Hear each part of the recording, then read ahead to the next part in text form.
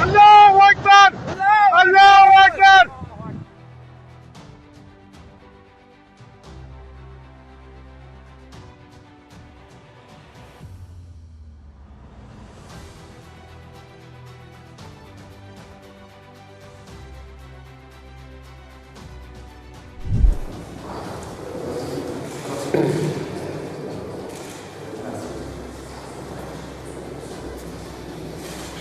Неспровоцированная абсолютно агрессия против Ирана не имеет под собой никаких оснований и никаких оправданий. У нас с Ираном давние, добрые, надежные отношения. Мы со своей стороны предпринимаем усилия для того, чтобы оказать содействие иранскому народу. Amerika Serikat boleh dibilang mengalami kekalahan telak dalam perang melawan Iran di Selat Hormuz. Meskipun dipersenjatai dengan kekuatan militer paling mutakhir, tidak menciutkan nyali para prajurit negeri para mullah. Bahkan posisi Paman Sam kian terjepit dengan kehadiran Rusia yang ikut membantu Iran ke medan tempur. Tidak tanggung-tanggung, Vladimir Putin siap memasok 5.000 drone canggih dengan berteknologi fiber optik. Putin bahkan sudah menyiapkan strategi untuk memukul mundur Amerika Serikat demi terciptanya perdamaian. Terlebih lagi Rusia terkenal akan senjata nuklirnya yang bisa menghempas negara raksasa seperti Amerika Serikat sekalipun. Akankah Amerika Serikat mengembalikan dominasinya terhadap kawasan Selat Hormuz atau justru hal itu berakhir dengan kekalahan memalukan? Cetak Gol coba merangkum Amerika Israel hadapi kekalahan telak. Rusia siap bantu kirimkan 5.000 drone ke Iran sebagai berikut. Menyatakan dukungan nyata mengirim rudal dan 5.000 drone canggih. Bayangkan sebuah negara yang menghadapi sanksi ekonomi selama 40 tahun lebih lamanya. Bukan hanya sanksi ekonomi, negara itu juga harus menghadapi larangan melakukan kegiatan dagang dengan negara lain. Namun, bukannya mengalami krisis hebat, negara tersebut justru mampu bangkit dan memberikan balasan mematikan kepada negara yang memberikan sanksi. Itulah yang terjadi kepada negara dengan julukan negeri para mullah. Iran memang menghadapi sanksi yang berat dari Amerika Serikat berpuluh-puluh tahun lamanya. Namun semangat untuk bangkit dan dukungan dari negara-negara sekutu membuat Iran mampu mendirikan basis kekuatan militer tersendiri. Salah satu negara yang gencar memberikan dukungan kepada Iran adalah Rusia. Negara yang seringkali menjadi rival Amerika Serikat dan Israel ini memberikan dukungan penuh kepada Iran. Iran dan Rusia merupakan sekutu dekat terutama dalam konflik di Ukraina. Untuk mendukung Iran, Rusia diketahui menjadi pemasok senjata dan teknologi pertahanan Iran. Kedua negara ini memiliki kepentingan bersama dalam menghadapi dominasi dan sanksi negara barat. Sebagai informasi, Rusia menghadapi sanksi ekonomi setelah serangannya ke Iran. Perjanjian antar negara ini bahkan dikukuhkan dalam sebuah perjanjian kemitraan strategis pada Januari 2025. Perjanjian itu tidak hanya berkaitan dengan kerjasama pertahanan dan keamanan, melainkan juga dalam bidang ekonomi dan intelijen. Rusia memang tidak secara terang-terangan terlibat dalam pertempuran, namun mereka memberikan dukungan strategis seperti data intelijen kepada Iran.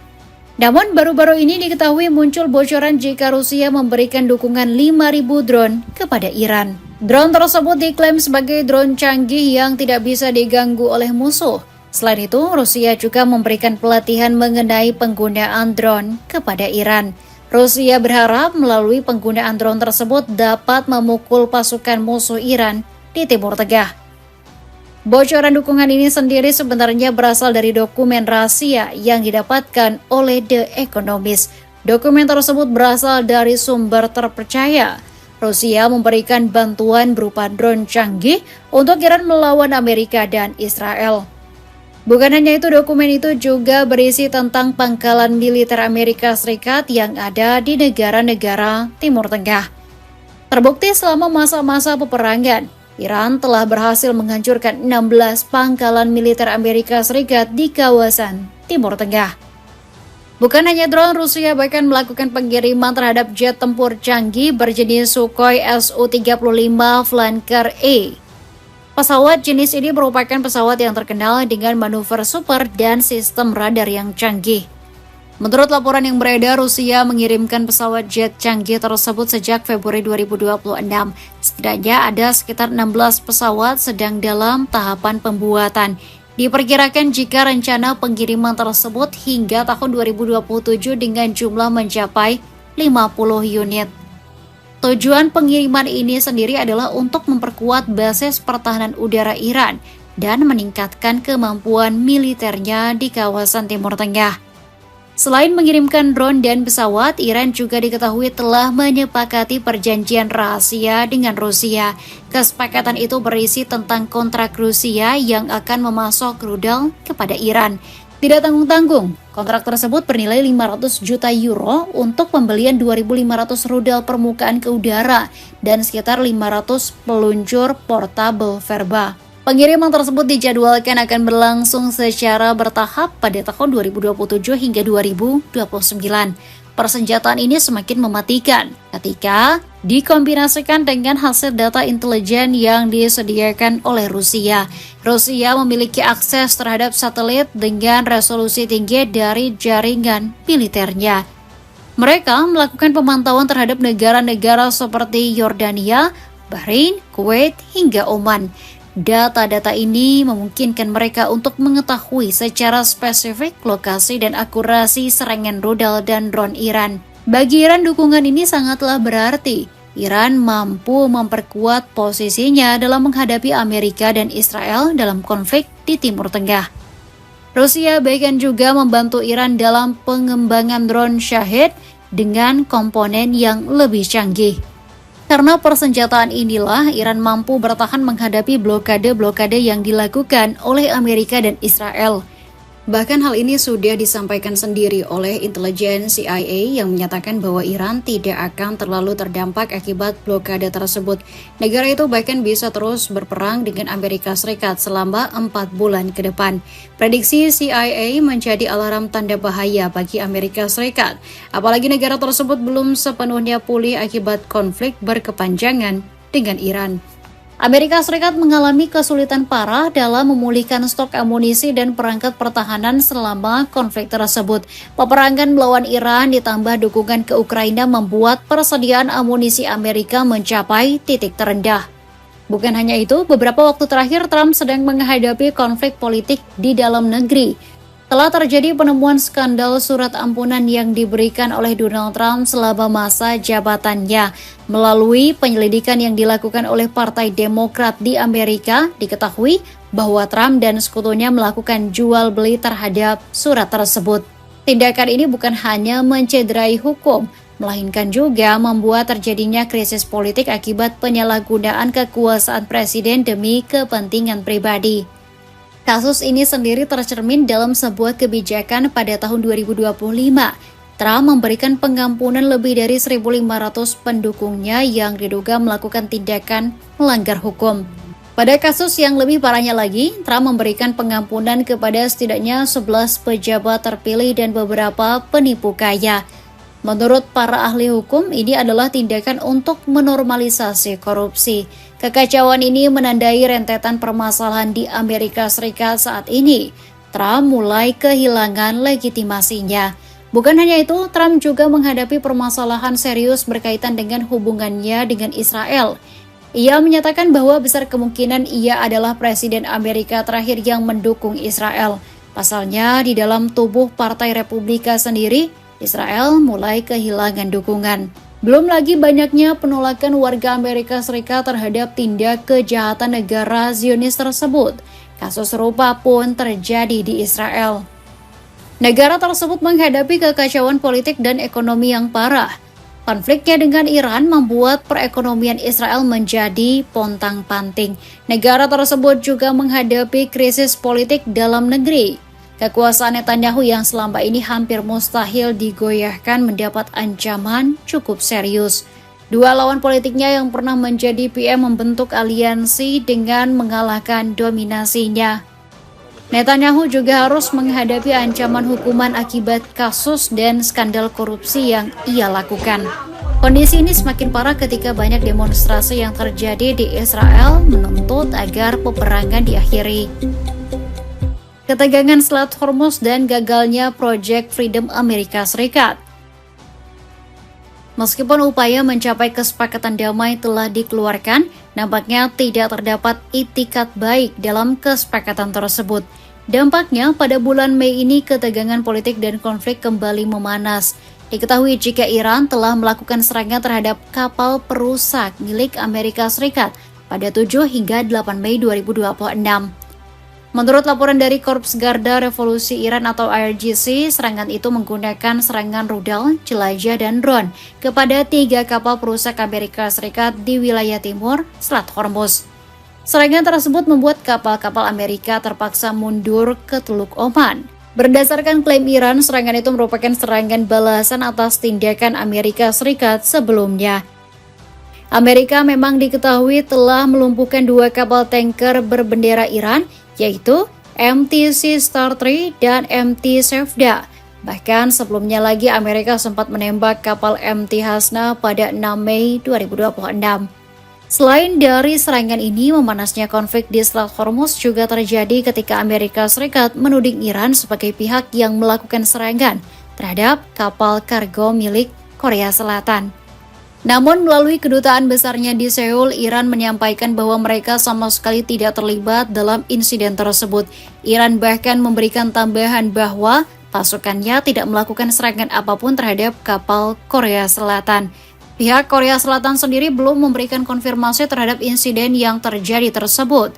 Atas insiden tersebut, Donald Trump diketahui mengajak Korea Selatan untuk melakukan misi pengamanan Selat Hormuz.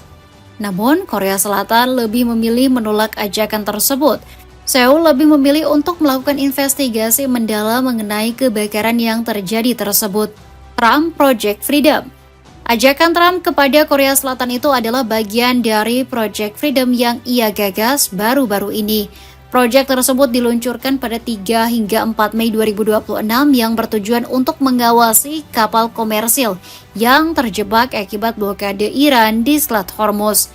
Trump seolah-olah ingin memberikan kesan bahwa proyek tersebut merupakan aksi kemanusiaan. Namun Project Freedom diketahui mendapatkan penolakan keras, terutama dari negara-negara Teluk. Parahnya lagi, penolakan itu terjadi 1 hari setelah proyek itu diluncurkan. Negara yang melakukan penolakan keras terhadap aksi tersebut adalah Arab Saudi dan Kuwait. Kedua negara ini menolak memberikan izin penggunaan wilayah udara dan pangkalan militer. Menurut Arab Saudi, upaya Trump ini justru akan membuat terjadi serangan balasan Iran di kawasan Teluk. Kekhawatiran ini nampaknya muncul setelah banyaknya kasus-kasus serangan balik Iran kepada pangkalan militer Amerika di kawasan Teluk. Selain itu, Arab Saudi dengan tegas menolak dijadikan sebagai tameng atau batu loncatan untuk memprovokasi Iran. Arab Saudi bahkan mengancam pencabutan izin penerbangan jet tempur Amerika di pangkalan udara Prince Sultan. Kuwait juga menunjukkan tindakan serupa terhadap Amerika Serikat. Mereka melarang penggunaan pangkalan udaranya apabila proyek tersebut tetap berjalan. Nampaknya ancaman ini membuat Amerika takut dan malu, sehingga dalam rilis resminya Trump menyampaikan penarikan proyek ini adalah sebagai upaya kelancaran negosiasi dengan Iran. Pengen sweater crew neck berkualitas dengan harga miring? Cobain sweater brand Metaport Brave. Cek linknya di bawah ini. Ancaman bantuan sekutu Iran siap kirimkan rudal antar benua. Iran memang memiliki posisi yang cukup menguntungkan di Timur Tengah. Negara tersebut diketahui memiliki beberapa sekutu setia selain Rusia. Salah satunya adalah Korea Utara yang kerap memberikan tawaran bantuan kepada Iran. Bahkan beberapa waktu yang lalu Kim Jong-un melontarkan pernyataan keras yang memicu perhatian dunia. Kim Jong-un menyatakan bahwa Korea Utara siap memasok rudal kepada Iran jika diminta. Bahkan ia mengklaim cukup 1 rudal saja siap menghancurkan Israel. Ancaman tersebut nampaknya bukanlah sekedar kata-kata semata. Pasalnya, pernyataan itu mendapatkan sorotan penting dari komunitas internasional. Banyak pengamat geopolitik menilai keterlibatan Korea Utara hanya akan membuat eskalasi konflik semakin parah. Selain Korea Utara, negara lain yang juga aktif mendukung Iran adalah Turki. Negara tersebut aktif memberikan bantuan kemanusiaan terhadap Iran yang menghadapi krisis. Meskipun negara tersebut tidak secara terang-terangan memberikan dukungan militer kepada Iran, potensi tersebut tetaplah ada. Apalagi Turki saat ini sedang melakukan pengembangan terhadap senjata-senjata terbaru. Turki bahkan sempat memperkenalkan rudal hipersonik pertama bernama Yildirim-Han. Momen tersebut terjadi ketika pameran pertahanan Saha 2026 di Istanbul. Diperkirakan jika jangkauan rudal tersebut mencapai 6.000 km dengan kecepatan hingga 25 kali kecepatan suara. Rudal tersebut mampu membawa hulu ledak seberat 3.000 kg. Rudal tersebut dapat menjadi ancaman serius bagi Israel dan Amerika Serikat. Kedua negara ini diketahui kerap berseberangan dengan Turki. Bukan tidak mungkin jika Turki memasok persenjataan tersebut kepada Iran. Bahkan dikabarkan jika Turki sedang berencana untuk mengembangkan senjata nuklir. Hal ini seperti yang dilakukan oleh Sregan yang juga sedang dalam masa-masa pengembangan nuklir. Ada potensi jika kedua negara ini dapat berkolaborasi dalam pengembangannya. Hal inilah adalah mimpi buruk bagi Amerika Serikat dan Israel. Apalagi kedua negara ini secara gamblang menentang pengembangan nuklir di Iran. Hal ini yang sepertinya menginspirasi Israel membangun persembunyian militer di wilayah Irak. Persembunyian itu adalah sebuah pangkalan militer yang dapat digunakan ketika masa-masa krisis, terutama di masa-masa konflik semakin memanas. Pengen punya sepatu hiking keren? Cobain sepatu hiking dari Lido ini. Cek linknya di bawah ini. Itulah ulasan Amerika Israel hadapi kekalahan telak. Rusia siap kirimkan 5.000 drone ke Iran. Akankah Amerika Serikat mundur setelah melihat potensi kekalahan pada konflik di Selat Hormuz? Atau justru memilih bertahan? Coba tulis pendapatmu di kolom komentar di bawah ini.